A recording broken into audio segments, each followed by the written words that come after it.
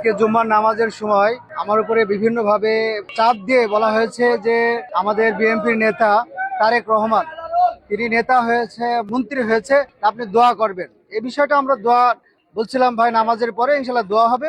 এই দোয়ার ভিতরে আমরা দোয়া করছি, হয়তোবা তার মনোমুক্ত দোয়া না হওয়ার কারণে পরবর্তীতে আমার উপরে বিভিন্নভাবে আক্রমণ করছে। এবং শুধু আক্রমণ ক্ষেত্রে আমার যে সমস্ত মুসল্লিরা ছিল, এই মুসল্লিরা আমাকে প্রোটেক্ট দেওয়ার জন্য, তাকে তারপরে বিভিন্ন ভাবে সাইড করার জন্য, তাকে আসলেই একজন মুসল্লি যখন নামাজ পড়তে আসবে তো বিভিন্ন প্রকার অস্ত্র ফস্ত্র নিয়ে আসবে কেন? এই অস্ত্রও নিয়ে আসছে নামাজের ভিতরে, বুঝছেন? উদ্দেশ্যই ছিল সে জ্ঞানজাম করবে। এই জ্ঞানজাম অনেক আগের থেকেই করার ইচ্ছা ছিল, তবে এই পারেনি। কবে নির্বাচনের পরে আজকে এটা শুরু করেছে। এটা চুয়াডাঙ্গা জেলার ৮ নম্বর ওয়ার্ডের নগর কলোনি গ্রামের মঞ্জু বলে একজন বিএনপির যে শেল্টার দিয়ে বেড়াচ্ছে, সে মঞ্জুরুল নির্বাচন ভোটের আগেও বিভিন্ন প্রকার আমার উপরে হুমকি দিয়েছে। তারা বিভিন্ন প্রকার ছিল জামাতের কর্মী, একেও রাত্রে বিভিন্ন প্রকার হুমকি দেওয়া হয়েছে, শুধু রাতটা যাক বা রাতের পরেই খেলা হবে, সাদা পোশাক পরেছে এবং বিভিন্ন প্রকার হুমকি দেওয়া হচ্ছে।